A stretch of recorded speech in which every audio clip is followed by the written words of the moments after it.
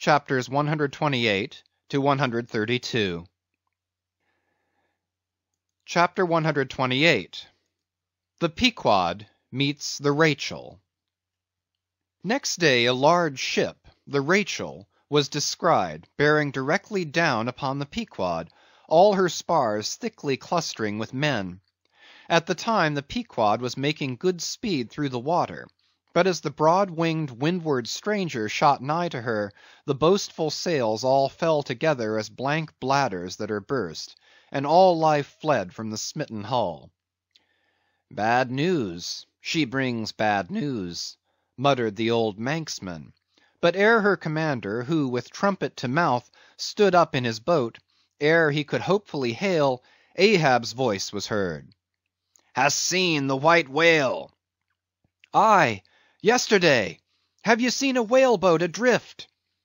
Throttling his joy, Ahab negatively answered this unexpected question, and would have fain boarded the stranger, when the stranger captain himself, having stopped his vessel's way, was seen descending her side.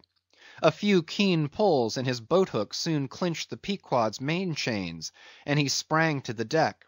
Immediately he was recognized by Ahab for a Nantucketer he knew, but no formal salutation was exchanged. "Where was he? Not killed? Not killed?" cried Ahab, closely advancing. "How was it?"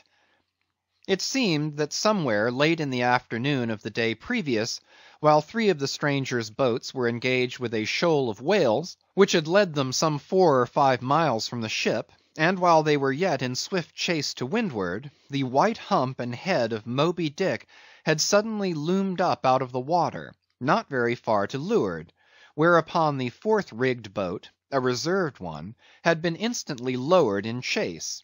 After a keen sail before the wind, this fourth boat, the swiftest keeled of all, seemed to have succeeded in fastening, at least as well as the man at the masthead could tell anything about it.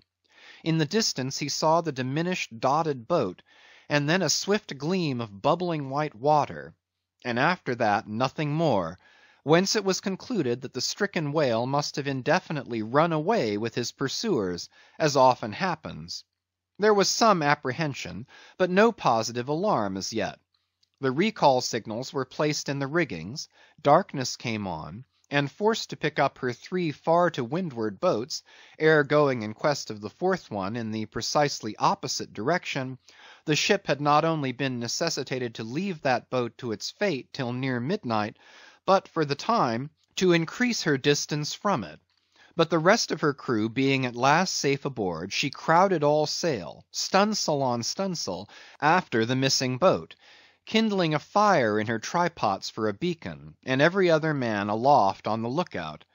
But though when she had thus sailed a sufficient distance to gain the presumed place of the absent ones when last seen; though she then paused to lower her spare boats to pull all around her, and not finding anything, had again dashed on, again paused and lowered her boats; and though she had thus continued doing till daylight, yet not the least glimpse of the missing keel had been seen.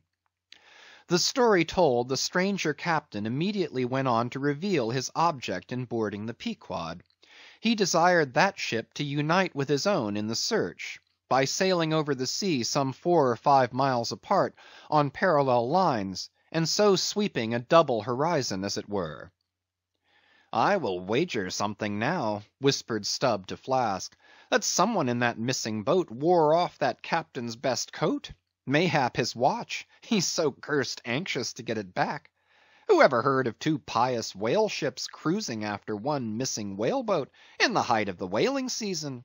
See, Flask, only see how pale he looks; pale in the very buttons of his eyes.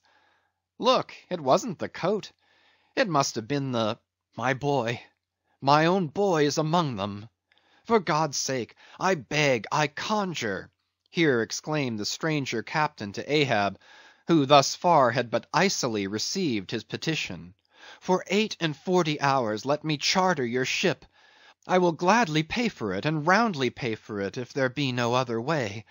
For 48 hours only, only that, you must, oh you must, and you shall do this thing." "His son!" cried Stubb. Oh, it's his son he's lost. I take back the coat and the watch. What says Ahab? We must save that boy. He's drowned with the rest of 'em last night, said the old Manx sailor standing behind them. I heard. All of you heard their spirits.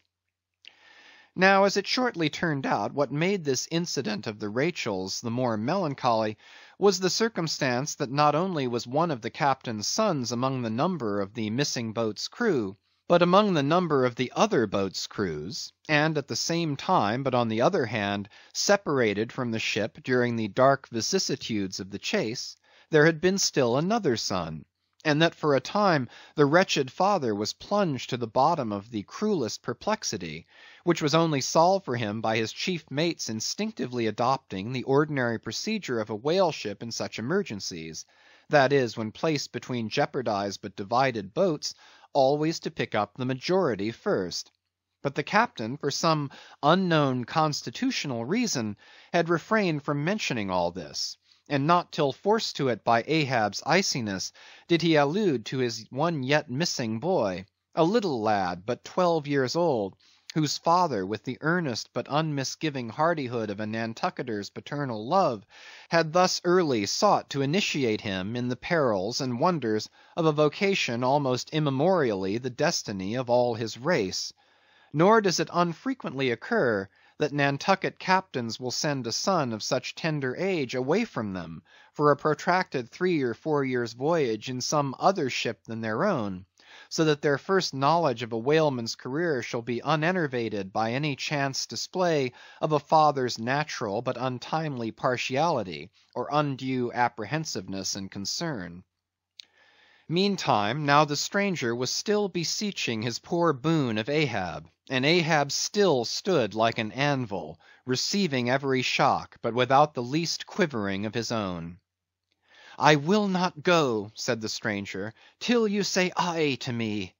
Do me as you would have me do to you in the like case, for you too have a boy, Captain Ahab, though but a child and nestling safely at home now, a child of your old age too. Yes, yes, you relent. I see it. Run, run, men, now, and stand by to square in the yards. Avast, cried Ahab. Touch not a rope yarn. Then in a voice that prolongingly moulded every word, Captain Gardner, I will not do it. Even now I lose time. Good-bye, good-bye. God bless ye, man, and may I forgive myself, but I must go. Mr. Starbuck, look at the binnacle watch, and in 3 minutes from this present instant warn off all strangers. Then brace forward again, and let the ship sail as before. Hurriedly turning, with averted face, he descended into his cabin, leaving the strange captain transfixed at this unconditional and utter rejection of his so earnest suit. But starting from his enchantment, Gardner silently hurried to the side, more fell than stepped into his boat, and returned to his ship. Soon the two ships diverged their wakes, and long as the strange vessel was in view, she was seen to yaw hither and thither at every dark spot, however small on the sea. This way and that her yards were swung round, starboard and larboard she continued to tack. Now she beat against a head sea, and again it pushed her before it, while all the while her masts and yards were thickly clustered with men, as 3 tall cherry trees when the boys are cherrying among the boughs. But by her still halting course, and winding woeful way, you plainly saw that this ship that so wept with spray still remained without comfort. She was Rachel, weeping for her children, because they were not. Chapter 129. The Cabin. Ahab moving to go on deck. Pip catches him by the hand to follow. Lad, lad, I tell thee, thou must not follow Ahab now. The hour is coming when Ahab would not scare thee from him, yet would not have thee by him. There is that in thee, poor lad, which I feel too curing to my malady. Like cures like, and for this hunt my malady becomes my most desired health.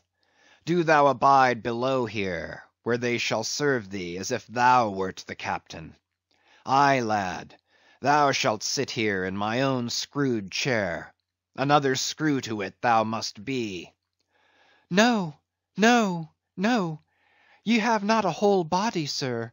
Do ye but use poor me for your one lost leg. Only tread upon me, sir.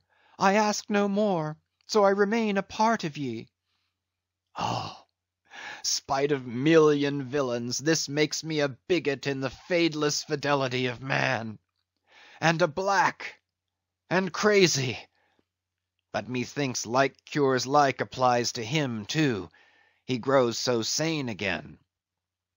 They tell me, sir, that Stubb did once desert poor little Pip, whose drowned bones now show white for all the blackness of his living skin.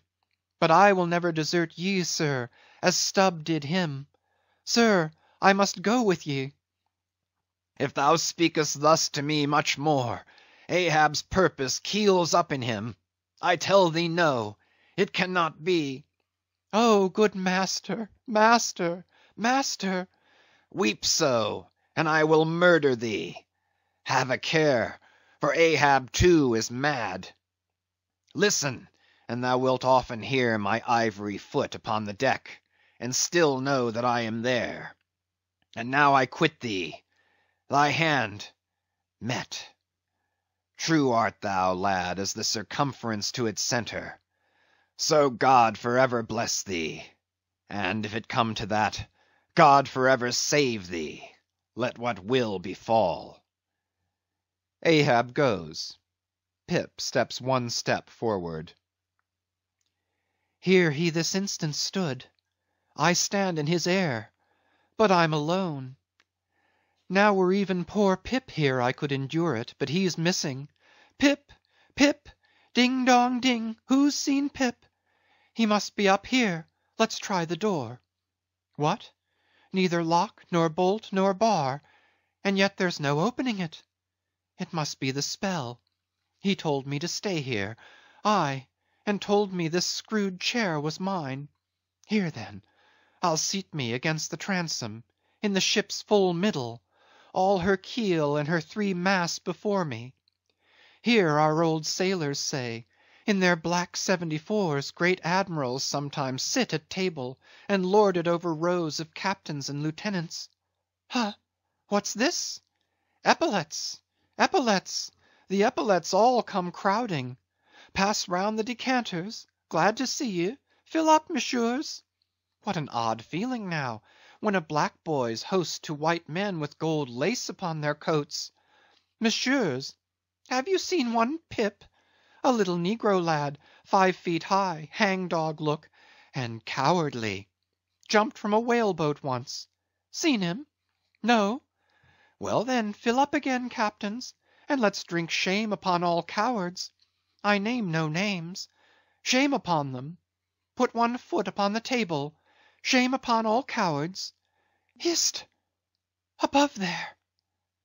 I hear ivory. Oh, master, master, I am indeed downhearted when you walk over me. But here I'll stay, though this stern strikes rocks, and they bulge through, and oysters come to join me. Chapter 130. The Hat. And now that at the proper time and place, after so long and wide a preliminary cruise, Ahab, all other whaling waters swept, seemed to have chased his foe into an ocean fold to slay him the more securely there. Now that he found himself hard by the very latitude and longitude where his tormenting wound had been inflicted, now that a vessel had been spoken, which on the very day preceding had actually encountered Moby Dick, and now that all his successive meetings with various ships contrastingly concurred to show the demoniac indifference with which the white whale tore his hunters, whether sinning or sinned against, Now it was that there lurked a something in the old man's eyes which it was hardly sufferable for feeble souls to see. As the unsetting polar star, which through the livelong Arctic 6 months' night sustains its piercing, steady, central gaze, so Ahab's purpose now fixedly gleamed down upon the constant midnight of the gloomy crew. It domineered above them so, that all their bodings, doubts, misgivings, fears, were fain to hide beneath their souls, and not sprout forth a single spear or leaf. In this foreshadowing interval, too, all humor, forced or natural, vanished. Stubb no more strove to raise a smile. Starbuck no more strove to check one. Alike joy and sorrow, hope and fear, seemed ground to finest dust, and powdered for the time in the clamped mortar of Ahab's iron soul. Like machines, they dumbly moved about the deck, ever conscious that the old man's despot eye was on them. But did you deeply scan him in his more secret confidential hours, when he thought no glance but one was on him, then you would have seen that even as Ahab's eyes so awed the crew's, the inscrutable Parsee's glance awed his, or somehow at least in some wild way at times affected it. Such an added, gliding strangeness began to invest the thin Fedallah now, such ceaseless shuddering shook him, that the men looked dubious at him, half uncertain, as it seemed, whether indeed he were a mortal substance, or else a tremulous shadow cast upon the deck by some unseen being's body. And that shadow was always hovering there. For not by night even had Fedallah ever certainly been known to slumber, or go below. He would stand still for hours, but never sat or leaned. His wan but wondrous eyes did plainly say, we two watchmen never rest. Nor at any time, by night or day, could the mariners now step upon the deck, unless Ahab was before them, either standing in his pivot hole, or exactly pacing the planks between two undeviating limits, the mainmast and the mizzen; or else they saw him standing in the cabin scuttle, his living foot advanced upon the deck as if to step, his hat slouched heavily over his eyes, so that however motionless he stood, however the days and nights were added on that he had not swung in his hammock, yet hidden beneath that slouching hat, they could never tell unerringly whether, for all this, his eyes were really closed at times, or whether he was still intently scanning them. No matter, though he stood so in the scuttle for a whole hour on the stretch, and the unheeded night damp gathered in beads of dew upon that stone-carved coat and hat. The clothes that night had wet, the next day's sunshine dried upon him; and so day after day, and night after night, he went no more beneath the planks. Whatever he wanted from the cabin, that thing he sent for. He ate in the same open air; that is, his two only meals, breakfast and dinner. Supper he never touched, nor reaped his beard, which darkly grew all gnarled, as unearthed roots of trees blown over, which still grow idly on at naked base, though perished in the upper verdure. But though his whole life was now become one watch on deck, and though the Parsee's mystic watch was without intermission as his own, yet these two never seemed to speak, one man to the other, unless at long intervals some passing, unmomentous matter made it necessary. Though such a potent spell seemed secretly to join the twain, openly, and to the awe-struck crew, they seemed pole-like asunder. If by day they chanced to speak one word, by night dumb men were both, so far as concerned the slightest verbal interchange.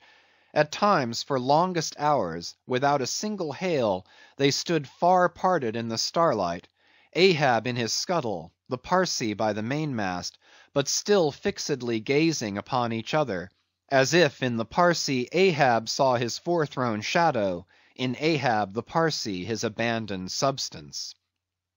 And yet somehow did Ahab, in his own proper self, as daily, hourly, and every instant commandingly revealed to his subordinates, Ahab seemed an independent lord, the Parsee but his slave, Still again both seemed yoked together, and an unseen tyrant driving them, the lean shade siding the solid rib.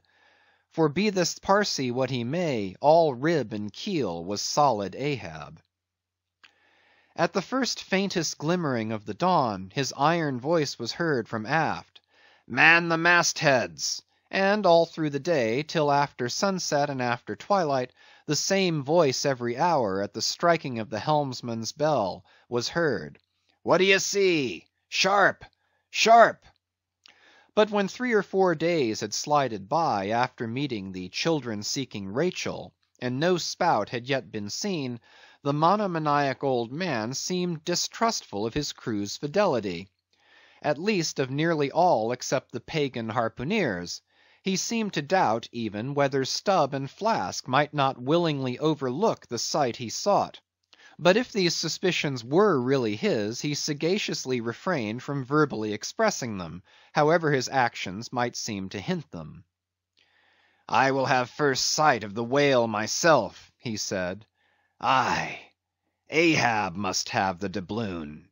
And with his own hands he rigged a nest of basketed bowlines, and sending a hand aloft with a single sheaved block to secure to the main masthead, he received the 2 ends of the downward reeved rope, and attaching one to his basket, prepared a pin for the other end, in order to fasten it at the rail. This done, with that end yet in his hand, and standing beside the pin, he looked round upon his crew, sweeping from one to the other, pausing his glance long upon Daggoo, Queequeg, Tashtego, but shunning Fedallah, and then settling his firm, relying eye upon the chief mate, said, "Take the rope, sir. I give it into thy hands, Starbuck." Then arranging his person in the basket, he gave the word for them to hoist him to his perch, Starbuck being the one who secured the rope at last, and afterwards stood near it. And thus, with one hand clinging round the royal mast, Ahab gazed abroad upon the sea for miles and miles, ahead, astern, this side and that, within the wide expanded circle commanded at so great a height. When, in working with his hands at some lofty, almost isolated place in the rigging, which chances to afford no foothold, the sailor at sea is hoisted up to that spot, and sustained there by the rope, under these circumstances, its fastened end on deck is always given in strict charge to some one man, who has the special watch of it. Because in such a wilderness of running rigging, whose various different relations aloft cannot always be infallibly discerned by what is seen of them at the deck, and when the deck ends of these ropes are being every few minutes cast down from the fastenings, it would be but a natural fatality if, unprovided with a constant watchman, the hoisted sailor should by some carelessness of the crew be cast adrift, and fall all swooping to the sea. So Ahab's proceedings in this matter were not unusual.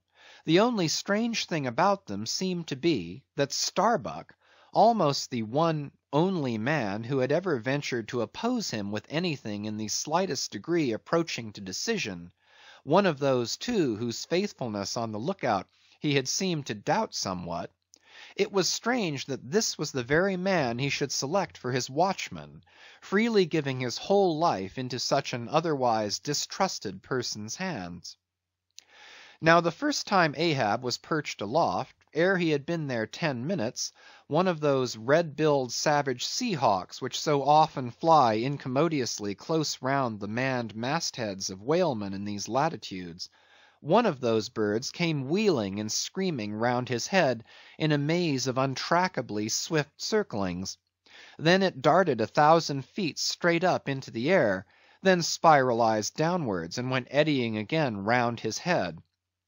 But with his gaze fixed upon the dim and distant horizon, Ahab seemed not to mark this wild bird, nor, indeed, would any one else have marked it much, it being no uncommon circumstance. Only now, almost the least heedful eye seemed to see some sort of cunning meaning in almost every sight. "Your hat, sir!" suddenly cried the Sicilian seaman, who, being posted at the mizzen mast head, stood directly behind Ahab, though somewhat lower than his level, and with a deep gulf of air dividing them.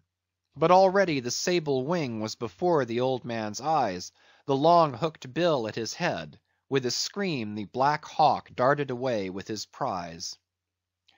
An eagle flew thrice round Tarquin's head, removing his cap to replace it; and thereupon Tanaquil, his wife, declared that Tarquin would be king of Rome. But only by the replacing of the cap was that omen accounted good. Ahab's hat was never restored.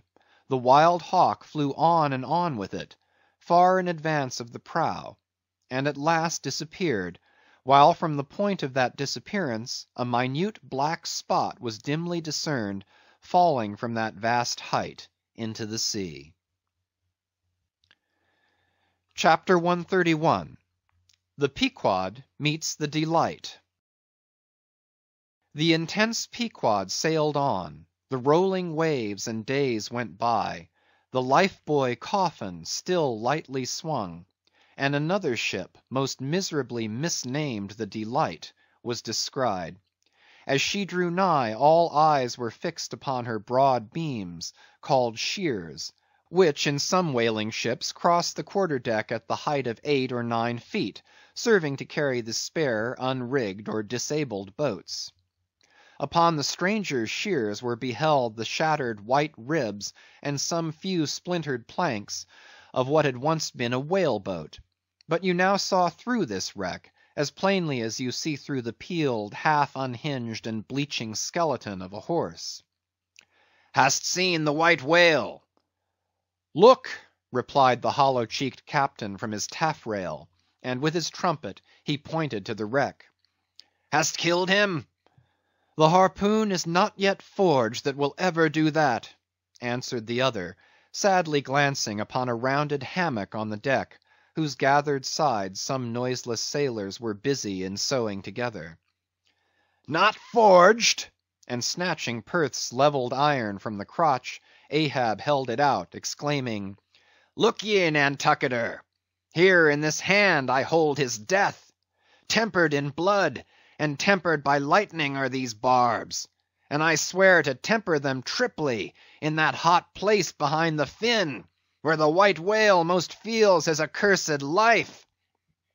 "Then God keep thee, old man. Seest thou that?" pointing to the hammock. "I bury but one of 5 stout men, who were alive only yesterday, but were dead ere night. Only that one I bury; the rest were buried before they died. You sail upon their tomb." Then turning to his crew, "Are you ready there? Place the plank then on the rail and lift the body. So then, O God!" advancing toward the hammock with uplifted hands, "may the resurrection and the life—" "Brace forward! Up helm!" cried Ahab like lightning to his men.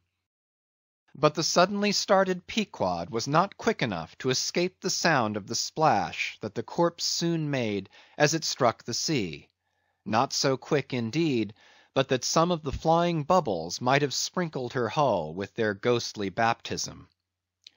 As Ahab now glided from the dejected Delight, the strange life buoy hanging at the Pequod's stern came into conspicuous relief. "Ha! Yonder! Look yonder, men!" cried a foreboding voice in her wake. "In vain, oh ye strangers, you fly our sad burial. Ye but turn us your taffrail to show us your coffin."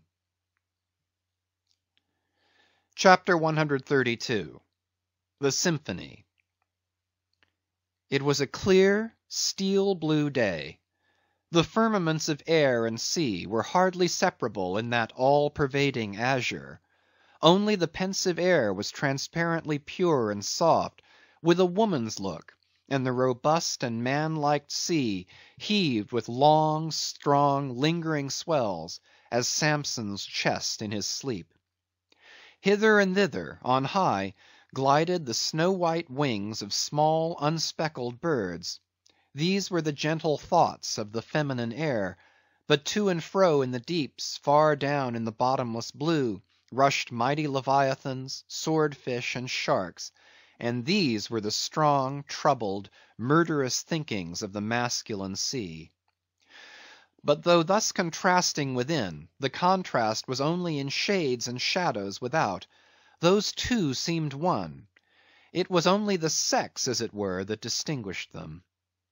Aloft, like a royal czar and king, the sun seemed giving this gentle air to this bold and rolling sea, even as bride to groom. And at the girdling line of the horizon, a soft and tremulous motion, most seen here at the equator, denoted the fond, throbbing trust, the loving alarms with which the poor bride gave her bosom away. Tied up and twisted, gnarled and knotted with wrinkles, haggardly firm and unyielding, his eyes glowing like coals that still glow in the ashes of ruin, untottering Ahab stood forth in the clearness of the morn, lifting his splintered helmet of a brow to the fair girl's forehead of heaven. O immortal infancy and innocency of the azure! Invisible winged creatures that frolic all round us, sweet childhood of air and sky, how oblivious were ye of old Ahab's close-coiled woe! But so have I seen little Miriam and Martha, laughing-eyed elves, heedlessly gambol around their old sire, sporting with the circle of singed locks which grew on the marge of that burnt-out crater of his brain. Slowly crossing the deck from the scuttle, Ahab leaned over the side and watched how his shadow in the water sank and sank to his gaze, the more and the more that he strove to pierce the profundity. But the lovely aromas in that enchanted air did at last seem to dispel, for a moment, the cankerous thing in his soul.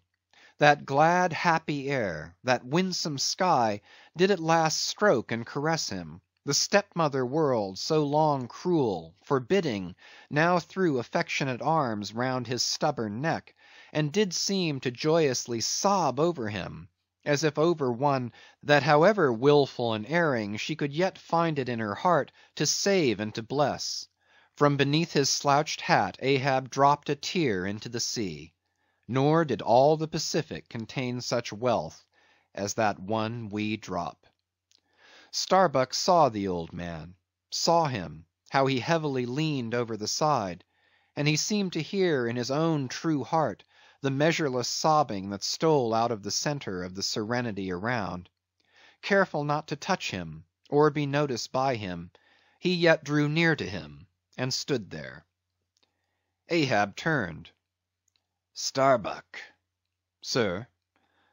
Oh, Starbuck! It is a mild, mild wind, and a mild-looking sky. On such a day, very much such a sweetness as this, I struck my first whale, a boy harpooneer of 18. 40 years ago. 40 years of continual whaling, 40 years of privation and peril and storm time, 40 years on the pitiless sea. For 40 years has Ahab forsaken the peaceful land, for 40 years to make war on the horrors of the deep. Aye, and yes, Starbuck, out of those 40 years I have not spent 3 ashore. When I think of this life I have led, the desolation of solitude it has been, the masoned, walled town of a captain's exclusiveness, which admits but small entrance to any sympathy from the green country without. Oh, weariness, heaviness, Guinea coast slavery of solitary command. When I think of all this, only half suspected, not so keenly known to me before, and how for 40 years I have fed upon dry salted fare, fit emblem of the dry nourishment of my soul, when the poorest landsman has had fresh fruit to his daily hand, and broken the world's fresh bread to my mouldy crusts. Away, whole oceans away from that young girl wife I wedded past 50, and sailed for Cape Horn the next day, leaving but one dent in my marriage pillow. Wife, rather a widow with her husband alive. Aye, I widowed that poor girl when I married her, Starbuck. And then the madness, the frenzy, the boiling blood, and the smoking brow with which, for 1,000 lowerings, old Ahab has furiously, foamingly chased his prey. More a demon than a man. Aye, aye, what a 40 years fool. Fool, old fool has old Ahab been. Why this strife of the chase? Why weary and palsy the arm at the oar, and the iron and the lance? How the richer or better is Ahab now? Behold! Oh, Starbuck, is it not hard that with this weary load I bear, one poor leg should have been snatched from under me? Here, brush this old hair aside. It blinds me that I seem to weep. Locks so grey did never grow, but from out some ashes. But do I look very old? So very old, Starbuck? I feel deadly faint, bowed and humped, as though I were Adam staggering beneath the piled centuries since paradise. God, God, God, crack my heart, stave my brain. Mockery, mockery, bitter, biting mockery of grey hairs. Have I lived enough joy to wear ye, and seem and feel thus intolerably old? Close, stand close to me, Starbuck. Let me look into a human eye. It is better than to gaze into sea or sky, better than to gaze upon God. By the green land, by the bright hearthstone, this is the magic glass, man. I see my wife and my child in thine eye. No, no, stay on board, on board. Lower not when I do, when branded Ahab gives chase to Moby Dick. That hazard shall not be thine. No, no, not with the far away home I see in that eye. Oh, my captain, noble soul, grand old heart after all! Why should any one give chase to that hated fish? Away with me! Let us fly these deadly waters. Let us home. Wife and child, too, are Starbuck's. Wife and child of his brotherly, sisterly, playfellow youth, even as thine, sir, are the wife and child of thy loving, longing, paternal old age. Away! Let us away! This instant let me alter the course. How cheerily, how hilariously, oh my captain, would we bowl our way to see old Nantucket again! I think, sir, they have some such mild blue days, even as this in Nantucket. They have, they have. I have seen them. Some summer days in the morning. About this time. Yes, it is his noon nap now. The boy vivaciously wakes, sits up in bed, and his mother tells him of me, of cannibal old me, how I am abroad upon the deep, but will yet come back to dance him again. 'Tis my Mary herself. She promised that my boy every morning should be carried to the hill to catch the first glimpse of his father's sail. Yes, yes, no more, it is done, we head for Nantucket. Come, my captain, study out the course, and let us away. See, see, the boy's face from the window, the boy's hand on the hill. But Ahab's glance was averted. Like a blighted fruit tree he shook, and cast his last cindered apple to the soil. What is it? What nameless, inscrutable, unearthly thing is it? What cozening, hidden lord and master, and cruel, remorseless emperor commands me, that against all natural lovings and longings I so keep pushing and crowding and jamming myself on all the time, recklessly making me ready to do what in my own proper natural heart I durst not so much as dare? Is Ahab? Is it I, God, or who that lifts this arm? But if the great sun move not of himself, but is as an errand boy in the heaven, nor one single star can revolve but by some invisible power. Then how can this one small heart beat, this one small brain think thoughts, unless God does that beating, does that thinking, does that living, and not I? By heaven, man, we are turned round and round in this world, like yonder windlass, and fate is the handspike. And all the time, lo, that smiling sky and this unsounded sea. Look, see yon albacore? Who put it into him to chase and fang that flying fish? Where do murderers go, man? Who's to doom when the judge himself is dragged to the bar? But it is a mild, mild wind, and a mild looking sky, and the air smells now as if it blew from a far away meadow.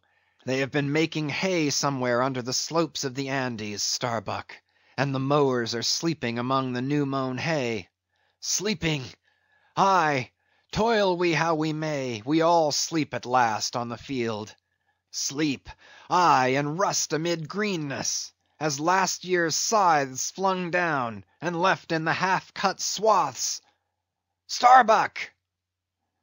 But blanched to a corpse's hue with despair, the mate had stolen away. Ahab crossed the deck to gaze over on the other side, but started at two reflected, fixed eyes in the water there. Fedallah was motionlessly leaning over the same rail.